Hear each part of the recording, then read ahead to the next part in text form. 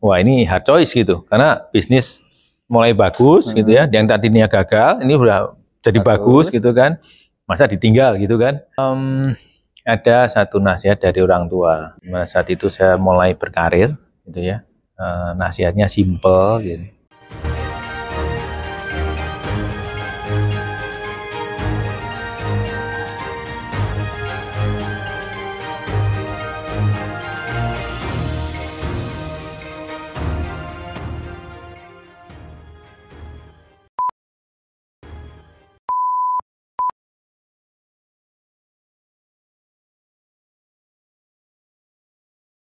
Halo rekan bisnis dimanapun Anda berada, selamat datang di The Best Advice, tempat berbagi cerita tentang kisah sukses, nasihat terbaik, pilihan sulit, dan obsesi hidup.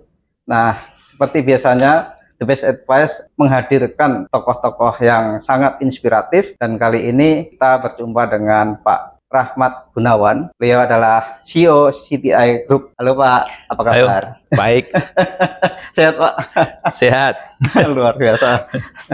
Begitu Bapak menjadi CEO di CTI Group tahun 2021 ya. Lalu gebrakan yang sangat kelihatan adalah melakukan rebranding tahun 2003. Artinya tidak begitu lama langsung rebranding yang bertepatan dengan ulang tahun ke-20 CTI Group gitu ya. Apakah itu adalah momen yang tepat memang 20 tahun ataukah memang sebetulnya sudah dipikirkan sejak lama dan baru dilaksanakan saat Pak Gun menjadi CEO? Oke, ya betul, CTI sekarang berumur 20 tahun ya, dan saya melihat bahwa terjadi banyak perubahan di market ya, dari yang pertama landscape bisnisnya berubah, banyak sekarang melakukan digital transformation, perusahaan-perusahaan ingin menjadi digital gitu ya, digital business.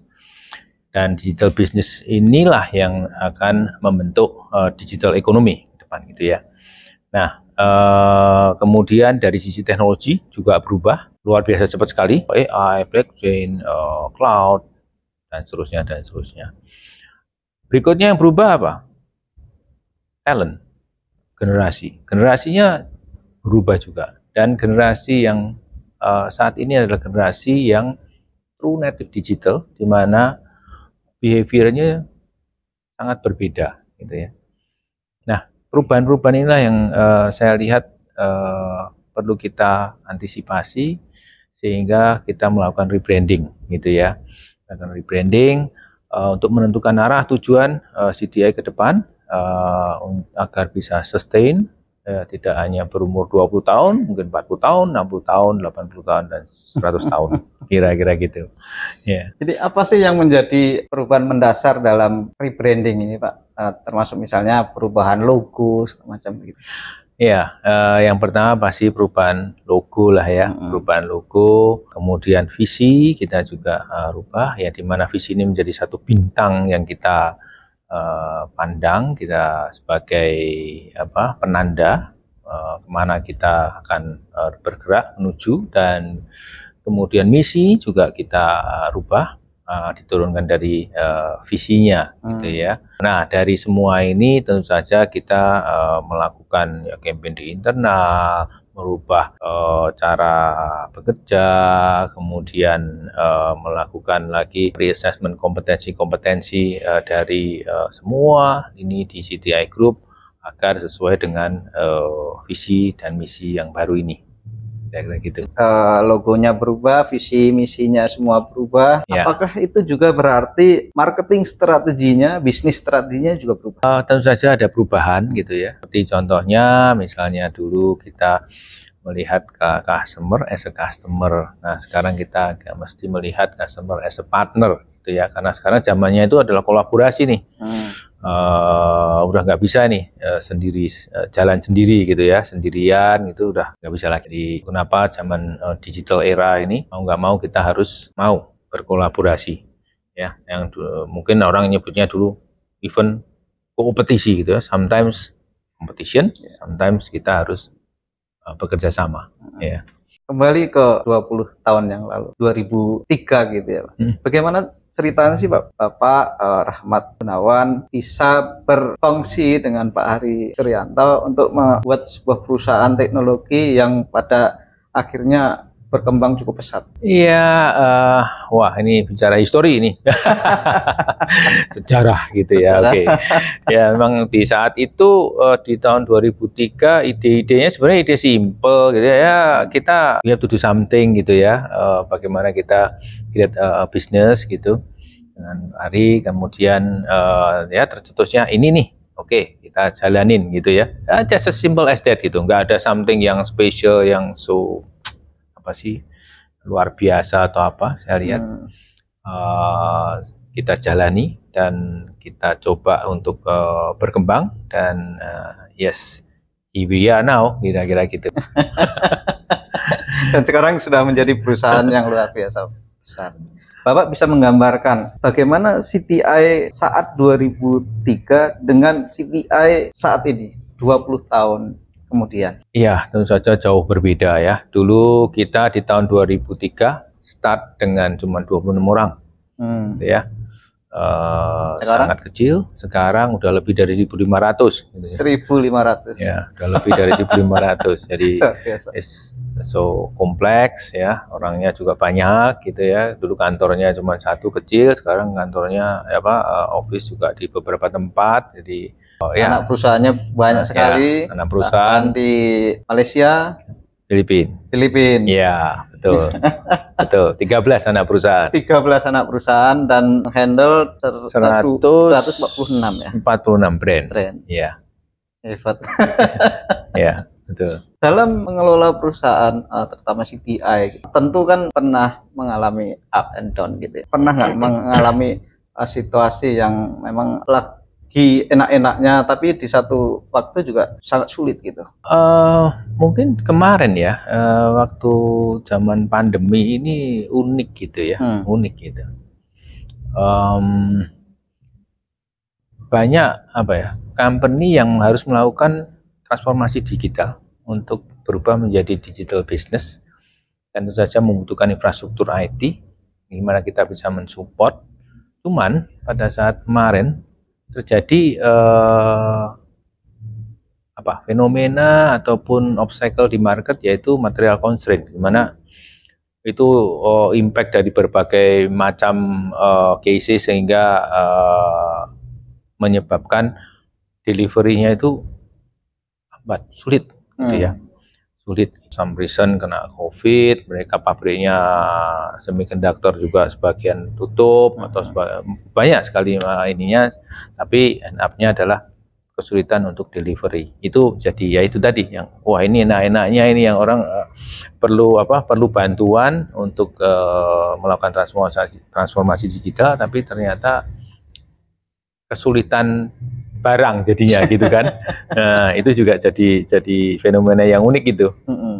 Pak, dalam berkarir atau berbisnis itu tentu seorang pemimpin, seorang entrepreneur itu kan biasanya memiliki pegangan atau inspirasi, nasihat terbaik, the best advice gitu ya, yang diperoleh dari misalnya mantan bos dulu, atau mungkin dosen, atau mungkin juga dari buku atau inspirasi dari manapun, sehingga itu sangat mempengaruhi karir dan bisnis seorang gitu. Kira-kira Pak Gun punya nggak nasihat terbaik yang mempengaruhi jiwa kepemimpinan Pak Gun sampai sekarang? Wah, oke.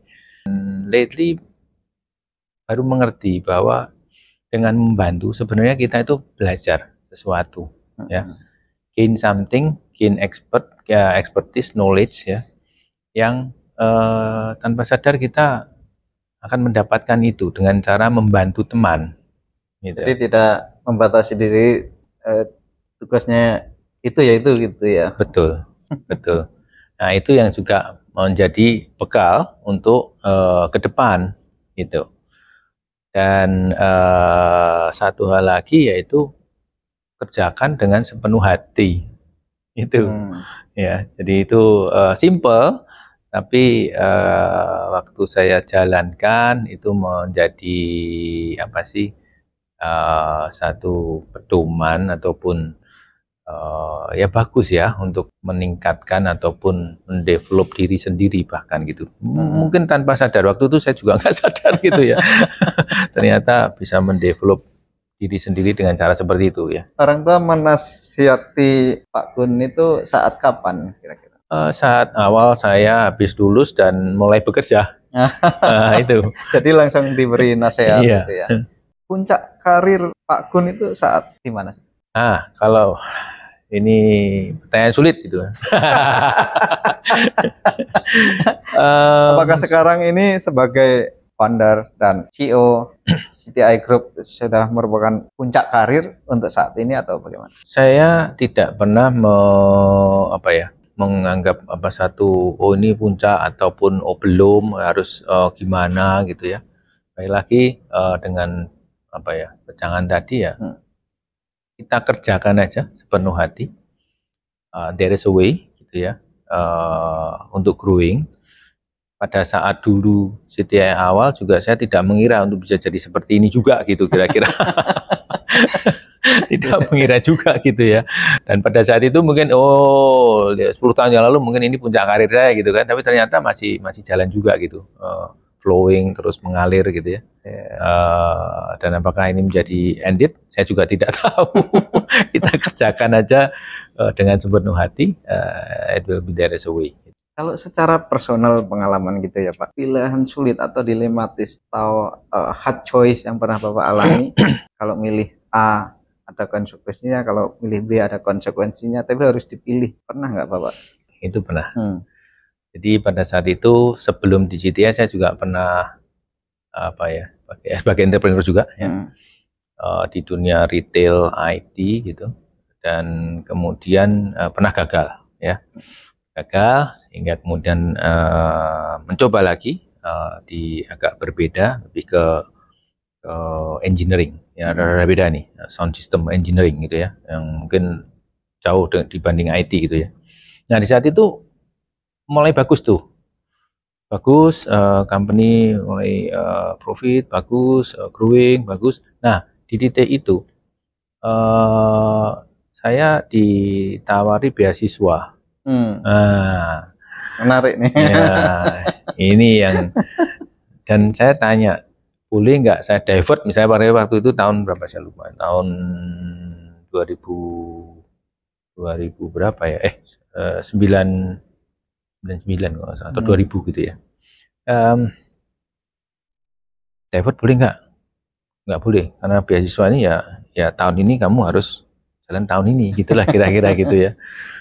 Wah ini hard choice gitu, karena bisnis mulai bagus gitu ya, yang tadinya gagal ini udah jadi bagus gitu kan, masa ditinggal gitu kan.